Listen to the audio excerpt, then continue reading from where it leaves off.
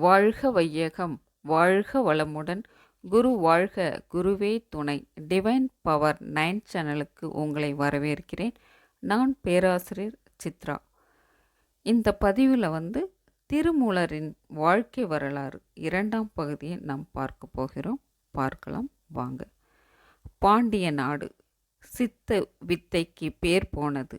இறைவனாம் சிவபெருமானே சித்தராக திருவிளையாடல் புரிந்த நாடல்லவா அது.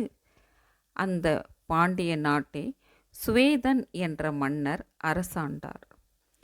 பட்டத்து அரசியான சுந்தரவல்லிக்கும் வீரசேனன் என்ற புதல்வனுக்கும் 2வது மனைவியான சந்திரவதனிக்கும் தர்மார்த்தனன், சூரசேனன், வஜ்ராங்கதன் என்ற புதல்வர்களும் இருந்தனர். குருகுல வாசம் முடித்த பின் உரிய வயதில் 4 இளவரசர்களுக்கும் திருமணம் நடந்தது. வீரசேனனுக்கும் குணவதியும், தர்மார்த்தனனுக்கும் தனமதியும், சூரசேனனுக்கு சுகமதியும், வஜ்ராங்கதனுக்கு மந்திரவல்லியும் மனைவிகளாக அமைந்தனர். மன்னராய் இருந்த சுவேதன் முதுமையை அடைந்து விட்டதால் பட்டத்து அரசியான சுந்தரவல்லியின் மகன் வீரசேனனுக்கு பட்டம் சூட்டி அரசனாக்கினார். அரசனும் குடிகளை காக்கும் கோமானாக நல்லாட்சி புரிந்து வந்தார். அவ்வப்பொழுது நகரை சோதனைகளை புரிந்து நாட்டில் குற்றம் நிகழாமல் பார்த்து கொண்டார். வீரசேனனுக்கும் கால கிராமத்தில் ஆண் குழந்தை ஒன்றும் பிறந்தது. அரண்மனை எங்கும் ஒரே குதூகலம். மகனுக்கு பெயர் சூட்டும் விழா இனிதே நடந்தேறியது. மகன் பிறந்த சந்தோஷத்தில் மாதக்கணக்காய் நகரை சோதனைக்கு போகாதது நினைவுக்கு வரவே அன்றிரவே நகர சோதனைக்கு புறப்பட்டார் அரசன். திரும்பி வந்து மன்னரின் உடலை பார்த்த குணவதி திடுக்கிட்டாள். பார்வை மங்கிய நிலையில் உடல் முழுவதும் வேர்வையாக துவண்டு போய் வந்தார் மன்னர். உடனே மஞ்சத்தில் படுத்துவிட்டார். இவருக்கு என்னவாயிற்று? பதறிய நிலையில் மன்னரிடம் அவரின் உடல் நிலைக்கான காரணத்தை கேட்டாள். பதில் இல்லை. மன்னர் வாயில் நுரை வர ஆரம்பித்தது. குணவதியின் உடல் துடித்தது. என்ன செய்வதென்றே தோன்றாத நிலையில் அரண்மனை வைத்தியருக்கு அவசரமாக செய்தி அனுப்பினாள். அவர் வருவதற்குள் மன்னரின் தலை துவண்டு சாய்ந்து விட்டது. அரண்மனை மருத்துவர் பட்டாளமே ஓடி வந்து மன்னரை பரிசோதித்து விட்டு அவர் இறந்ததை உறுதி செய்தது. கணவர் மரண தேவதையிடம் போய்விட்டார் என்பதை அறிந்த மனைவி குரல் வெடிக்க கதறினாள். அவளின் அழுகை அந்த அரண்மனையும் தாண்டி ஒலித்தது. அந்த நடு இரவில் பாண்டிய நாடு சோகத்தில் புலம்பித் தவித்தது. உறவினர்கள் கதறிய கதறலை விட ஊர் மக்கள், நாட்டு மக்களின் கதறல்தான் பெரும் சோகமாய் விளங்கியது. இப்படியே பல பேர் பலவாறாக புலம்பிய சத்தம் ஆகாயத்தையும் அலறு அடித்தது போலும். அப்பொழுது ஆகாய வழியாக போய்க் கொண்டிருந்த திருமூலரின் காதுகளில் இந்த புலம்பல் சோகம் கேட்டது. உடனே அவர் கீழே இறங்கி வந்தார். அங்கே மன்னரின் உயிரற்ற உடலை கண்டு சோகம் தாழாமல் குணவதியும் அரண்மனையை சுற்றமும் ஊர் மக்களும் ஓலமிட்டு அழுது கொண்டிருந்தனர். வினாடி பொழுதில் திருமூலருக்கு எல்லாம் தெரிந்துவிட்டது. அவர் முக்காலம் அறிந்தவர் அல்லவா.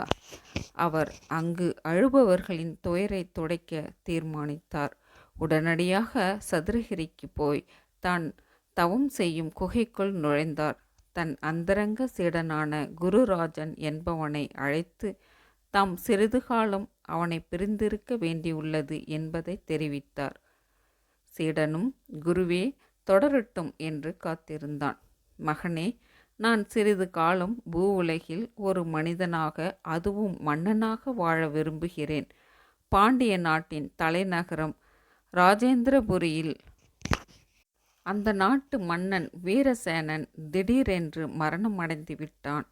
அவனுடைய மனைவியும் குடிமக்களும் துயரம் தாழாமல் ஓலமிட்டு அழுத காட்சி என்னை மனதை மிகவும் நெகிழச் செய்துவிட்டது. அதனால் அந்த வீரசேன மகாராஜாவின் உடலில் பிரவேசித்து சிறிது காலம் உலக வாழ்க்கையில் ஈடுபட விரும்புகிறேன். நான் திரும்பி வருகிற வரை கல்பம் சாதனையால் வைரம் பாய்ந்து விளங்கும் இந்த உடலை காப்பாற்றி வைத்திருப்பாயாக என்று கூறினார் நம் திருமூலர். பசுக்களின் வருத்தத்தை தீர்க்க முன்பு சுந்தரானந்தர் உடலிலிருந்து இடையன் திருமூலனின் உடலில் புகுந்த தேவ உடலை இழந்து மனித உடலில் தங்கிவிட்டார். மறுபடியும் காயகல்பம் செய்து திருமூலனின் உடலை இப்பொழுது தான் தெய்வீக உடலாக மாற்றியுள்ளார். மறுபடியும் இந்த உடலுக்கு சோதனை. வீரசேனனின் உடலுக்காக இந்த திருமூலனின் உடலையும் இழக்க துணிந்து விட்டாரோ என்று சீடனுக்கு மனதுக்குள்ளே ஒரு சந்தேகம். வெளியே கேட்கவில்லை. குருவின் கட்டளைக்கு மறுவார்த்தை பேசறியா அந்த சீடன் அவரின் செயலுக்கு சம்மதம் தெரிவித்தான். திருமூலர் குகையில் மறைவான ஒரு இடத்தில் தன் உடலை கிடத்திவிட்டு சூட்சமமாக உடலோடு மன்னன் உடல் இருந்த இடத்தை நோக்கி விரைந்தார். அதற்குள் அங்கே மன்னன் உடலை கழுவி முடித்திருந்தார்கள். கண்களில் கண்ணீர் வழிந்தோட குணவதி கதறி கொண்டிருந்தாள். அப்பொழுது திருமூலர் மன்னனின் உடம்பில் புகுந்தார். அதுவரை அசையாமல் இருந்த அனைவரையும் அழ வைத்து கொண்டிருந்த மன்னன் உடல் அசைந்தது. சுற்றி இருந்தவர்கள் திடுக்கிட்டனர். அழுகை ஒலி உடனே நின்றது. அதற்குள் திருமூலர் வீரசேன திருமூலராக எழுந்துவிட்டார். இறந்த மன்னர் உயிரோடு எழுந்து நின்றதை பார்த்ததும் துயர் குரல்கள் ஒலித்தது. எல்லாம் மகிழ்ச்சி குரலாக மாறியது. என் கணவர் இறக்கவில்லை, நான் செய்த தவம் பலித்துவிட்டது என்று ஆனந்தத்துடன் அரசன் மார்பு மேலே சாய்ந்து அழுதாள் மகாராணி. அவளை மெதுவாக தட்டி கொடுத்துவிட்டு எழுந்து நின்றார் அரசர். நான் தான் எழுந்து விட்டேன் அல்லவா, இன்னும் ஏன் துயரம் என்று கேட்டார். அரசே, என்ன நேர்ந்தது? எதனால் மயக்கமுற்றீர்கள்? தாங்கள் இறந்து போய் விட்டதாக அல்லவா அரண்மனை வைத்தியர் கூறினார்? மகாராணி கேட்டார். அனைவரின் கவனமும் அவர் என்ன சொல்லப் போகிறார் என்பதிலே இருந்தது. அரசர் மௌனமாய் இருந்தார். அரசே, நாங்கள் தான் தவறு செய்துவிட்டோம். அரண்மனை வைத்தியன் தாங்கள் இறந்து விட்டதாக கூறினான். அவனை உடனே கழுவில் ஏற்ற வேண்டும் என்று சீறினார் முதலமைச்சர். வேண்டாம், அரண்மனை வைத்தியர் உண்மையைத்தான் கூறினார். அப்படியானால் நான் செத்ததும் உண்மை, இப்பொழுது பிழைத்ததும் உண்மைதான். எனக்கு களைப்பாக இருக்கிறது, பிறகு பேசுவோம் என்று கூறிவிட்டு அரசர் ராணியை அழைத்து கொண்டு நடந்தார். அரண்மனையில் ஏற்பட்ட பரபரப்புகளுக்கும் குழப்பத்துக்கும் அளவே இல்லை. அனைவரின் குழப்பத்துக்கு முடிவு கட்ட அரசர் தன்னிலை விளக்கம் கொடுக்க முன்வந்தார். நகர சோதனைக்கு போன விடத்தில் நந்தவனம் ஒன்றில் பூச்செடிகள் காற்றில் அசைந்தன. யாரோ கல்வன் என்று எண்ணி அருகே சென்றேன். அப்பொழுது கடும் விஷமுள்ள பாம்பு ஒன்று செடிகளில் ஊர்ந்து கொண்டிருந்தது. செடிகள் காற்றில் அசையும்போது அவற்றில் இருந்த கூர்மையான முள் ஒன்று பாம்பின் உடலில் குத்தியது. வலி தாங்காத பாம்பு சீறி திரும்பியது. எதிரில் தெரிந்த பூ ஒன்றை பார்த்து அதுதான் தனக்கு இடைஞ்சல் செய்தது என்று நினைத்து அதை கடித்து தன் விஷம் முழுவதையும் அதில் இறக்கிவிட்டு போயிற்று. அழகான பூ விஷத்தோடு காற்றில் அசைந்து கொண்டிருந்தது. விஷத்தின் விஷயத்தை பற்றி அறியாத நான் அப்பூவின் அழகிலும் மனத்திலும் மனதை பறிகொடுத்து அதை பறித்து முகர்ந்தேன். உடனே தலை சுழன்றது, கண்கள் இருண்டன. நான் இறந்துவிட்டேன். அரசர் கூறிய கதையை ஆர்வமாக அனைவரும் கேட்டனர். சரி அரசே, நீங்கள் எப்படி பிழைத்து கொண்டீர்கள்? அதுதான் எனக்கே தெரியவில்லை என்று கூறிவிட்டு எழுந்துவிட்டார் அரசர். எப்படியோ அரசர் பிழைத்து கொண்டாரே, அந்த வகையில் மகிழ்ச்சிதானே என்று ஆறுதல் அடைந்தனர் மக்கள் அனைவரும். திருமூல வீரசேன மகாராஜன் ஆட்சியில் நாட்டில் செல்வம் கொழித்தது, நீதி தழைத்தது, குற்றங்கள் குறைந்தன. மக்கள் அனைவரும் எவ்வித குறையின்றி மனநிறைவோடு வாழ்ந்தனர். எல்லோரும் மகிழ்ச்சி கடலில் ஆழ்ந்திருக்கையில் குணவதியின் மனம் மட்டுமே சந்தேக புழுவாக அரித்து கொண்டிருந்தது. அரசர் தன் அருகில் இருக்கும் சமயங்களில் குணவதி உலகையே மறந்து விடுவார். அவர் ஒரே கணம் அப்பால் சென்றுவிட்டால் கூட எல்லாவற்றையும் இழந்துவிட்டது போல தவிப்பாள். ஆனால் அவள் மனதில் அந்த சந்தேகம் மட்டும் ஏனோ வளர்த்து கொண்டே இருந்தது. ஓர் இரவு 2 பேரும் தனியாக இருந்த நேரத்தில் மெல்ல பேச்சை எடுத்தாள். முன்பெல்லாம் சட்டென்று கோபம் கொள்வீர்கள், யாராவது குற்றம் செய்தால் மன்னிக்கவே மாட்டீர்கள். இப்பொழுது நான் நல்லவனாகிவிட்டேன், சந்தோஷம்தானே என்றார் அரசர். இல்லை, நீங்கள் யார்? நாட்டையும் மக்களையும் அடியோடு மாற்றிவிட்டீர்கள். நீங்கள் யார்? தாங்கள் பழைய மகாராஜாவோ? இல்லை, இதை தங்களுடன் இருக்கும்போது ஒவ்வொரு கணமும் அதை நான் உணர்கிறேன். திருமூல வீரசேனர் யோசனையில் ஆழ்ந்தார்.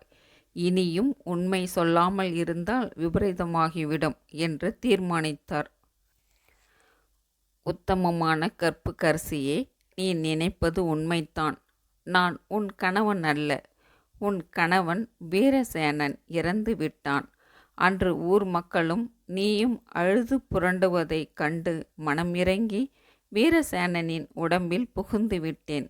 இன்று நீ என் மனைவி இல்லை, வீரசேனனின் மனைவி. இந்த உடல் வீரசேனனின் உடல். இஃது உனக்கு மட்டுமே சொந்தமானது. உன்னுடைய உடலை எனக்கு சொந்தமானதாக நான் என்றுமே நினைத்ததே இல்லை. அது வீரசேனனுக்கு உரியது. வீரசேனன் மட்டுமே உன்னை தொடுகிறான், நேசிக்கிறான். நான் வெறும் ஆத்மா. உறவும் அதனால்தான் உண்டாகும் பிணைப்பும் உடலுக்கு மட்டுமே பந்தமே தவிர உயிருக்கு கிடையாது. ஆன்மாவுக்கு களங்கம் என்பதே ஏற்பட முடியாது. அதனால்தான் வீரசேனனின் உடலில் நான் உன்னோடு பழகினேன். தவறென்றால் என்னை மன்னித்துவிடு என்றார். ஐயோ, நான் தங்களை என் கணவராக கருதுகிறேன். நான் என் கற்புக்கு களங்கம் ஏற்பட்டதாக நினைக்கவில்லை. தாங்கள் ஒரு மகா புருஷர், உலக பந்தங்களுக்கு அப்பாற்பட்டவர் என்பதை நான் யூகித்து விட்டேன். தாங்கள் யார்? எப்படி இந்த உடலில் வந்தீர்கள்? தங்களுடைய பழைய உடல் என்னவாயிற்று? தங்கள் மேல் உள்ள அக்கறையினால்தான் இதனை கேட்கிறேன் என்றாள் குணவதி. திருமூலர் வீரசேனர் தன்னுடைய உடம்பு எங்கே வைத்து உள்ளார் என்பதை மகாராணிக்கு சொன்னாரா, அல்லது அவருடைய உடம்பு திரும்பியும் எரிக்கப்பட்டதா என்பதை அடுத்த பதிவில் பார்க்கலாம். நன்றி.